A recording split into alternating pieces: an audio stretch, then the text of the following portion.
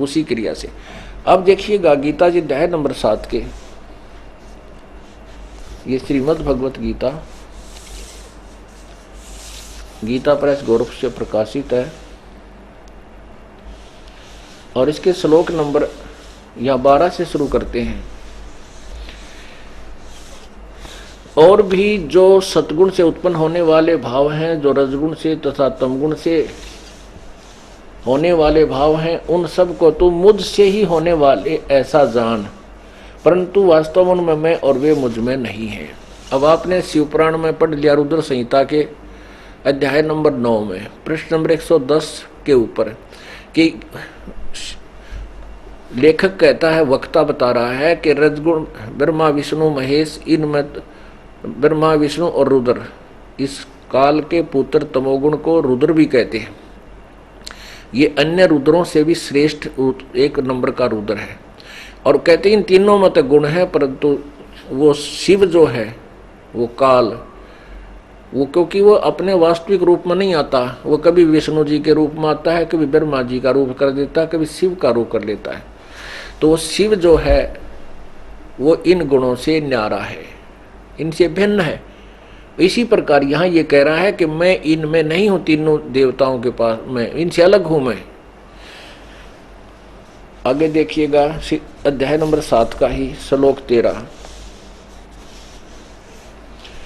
इसमें कहा है कि गुणों के कार्य रूप सात्विक राजस और तामस, इन 3 प्रकार के भावों से यह सारा संसार प्राणी समुदाय मोहित हो रहा है, इसलिए इन तीनों गुणों से परे मुझ अविनाशी को नहीं जानता। अब देखो, तीनों गुण से परे मुझे नहीं जानता, इसका मतलब है कि जो भगवान है वो गीता बोल रहा है इस जैसे और भी हैं 3, ये जो कि यहाँ पूजा की भक्ति का बात चल रही है। आगे देखना है, कहेगा ये मुझे भी ना बचते, इन्हीं तक इन्हीं की पूजा करते हैं। तो रजगुण ब्रह्मा, सतगुण विष्णु, तमगुण शिव जी की तरफ संकेत कर रहा है कि ये तीनों गुणों से जो भी कुछ हो रहा है इनका मुख्य कारण मैं ही हूं, ये नहीं जानते इस बात को, और ये मुझे छोड़ इन्हीं के ऊपर आश्रित रह जाते। मैं इनसे शक्तिशाली हूं, मैं इनसे ज्यादा लाभ दे सकता हूं, इसलिए कह रहा कि मुझे भी ना भजते। आगे देखो 14वें श्लोक में,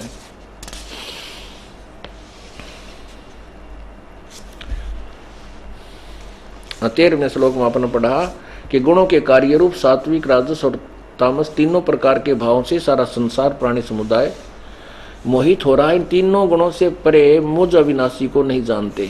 आगे देखो, अब 14 में कहा है, क्योंकि यह अलौकिक अर्थात अति अद्भुत त्रिगुणमयी मेरी माया ब्रह्मा विष्णु महेश के द्वारा फैलाया गया ये माया जाल बड़ा दुस्तर है, बड़ी दुस्तर है, खतरनाक है, और जो पुरुष मुझको निरंतर भजते हैं वो इस माया का उल्लंघन कर जाते हैं।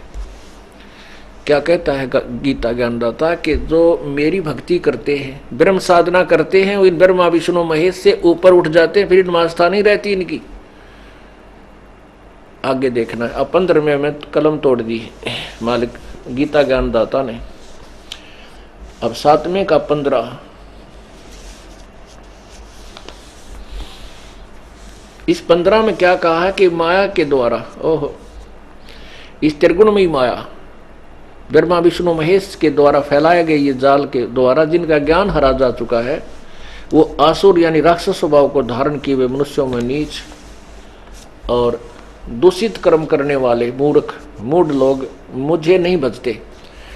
अब देखो, यहाँ भजन की बात है, साधना की बात चल रही है, तो इससे अतिरिक्त जो 3 और ब्रह्मा विष्णु महेश, रजगुण ब्रह्मा, सतगुण विष्णु, तमगुण शिव जी हैं, वो भी पूजा करते हैं लोग उनकी। इसलिए कहता वो मुझे नहीं भजते, उन्हीं की से प्राप्त करने होने वाले लाभ के ऊपर आश्रित होकर के वो आगे उनकी बुद्धि नहीं सरकती, किसी की नहीं सुनते, तो वो मूर्ख राक्षस स्वभाव को धारण किए हुए मनुष्यों में नीच दुष्कर्म करने वाले मूर्ख, कट्ठे 3 गाड़ दे रखी हैं गीता ज्ञानदाता ने, जो अन्य साधना करते हैं ब्रह्म से नीचे की, अर्थात अन्य देवताओं की।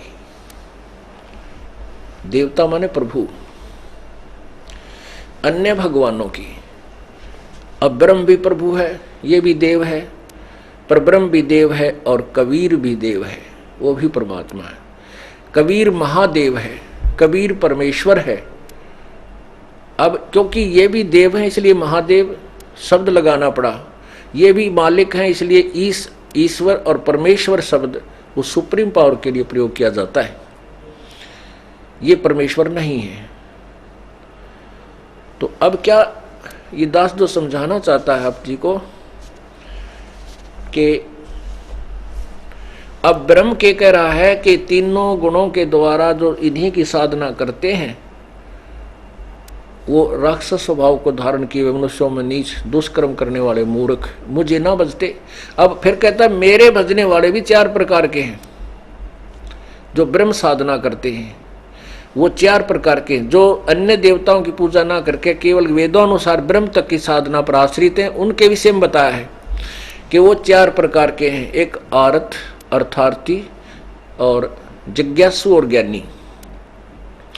गीता जी अध्याय नंबर 7 के मंत्र 16 से और 16-17 में। अब जैसे आर्त कौन होते हैं? जो संकट निवारण के लिए केवल वेदों के ही मंत्रों का अनुष्ठान करते हैं। वो कोई और किसी प्रकार का कोई जंत्र मंत्र कोई अन्य बुक से नहीं लेते अनुष्ठान में। वो अपने संकट निवारण के लिए भी वेदों के मंत्रों का ही बार बार आवर्ती या कोई अनुष्ठान करते हैं। और अर्थार्थी जो धन लाभ लेने के लिए वो वेदों के ही मंत्रों से करते हैं। और जिज्ञासु वो होते हैं जो भगवान प्राप्ति के लिए तरफ रही होते हैं, जगह जगह संतों से मिलते हैं, उनसे ज्ञान ग्रहण करते हैं और स्वयं वक्ता बन जाते हैं और फिर नकली गुरु बनकर वो दुनिया को भ्रमित करने लग जाते हैं। वो भी रिजेक्ट किए कि तीनों नहीं। चौथे जो ज्ञानी हैं, ज्ञानी वो आत्मा है, पुण्यात्मा है। वो उन्होंने वेदों को पढ़ा, उनको ज्ञान हुआ कि मनुष्य जीवन बार बार नहीं मिलता और मनुष्य जीवन प्राप्त करके यदि हम सत साधना नहीं करेंगे, शास्त्र अनुकूल साधना नहीं करते हैं तो कोई लाभ नहीं। अन्य देवताओं की पूजा नहीं करनी चाहिए। ज्ञानी को इतना ज्ञान हो जाता है, लेकिन वो वेदों में लिखा कि एक पूर्ण परमात्मा की साधना अनन्य मन से करने से पूर्ण मोक्ष प्राप्त होता है, जन्म मृत्यु सदा के लिए समाप्त हो जाती है।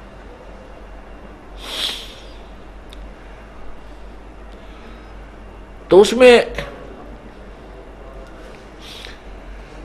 उनको ये ज्ञान हो जाता है कि परमात्मा की मनुष्य जीवन मुश्किल से मिला है और इसमें एक ही भगवान की पूजा करनी चाहिए। उन्होंने वेदों को पढ़ा, वेदों में ये भ्रमित ज्ञान है, पूर्ण संत के बिना ना समझने से वो भ्रमित ज्ञान, उनको भ्रमित ज्ञान ग्रहण हो गया। वेदों में ज्ञान क्लियर है, स्पष्ट है, लेकिन पूर्ण संत तत्वदर्शी संत के बिना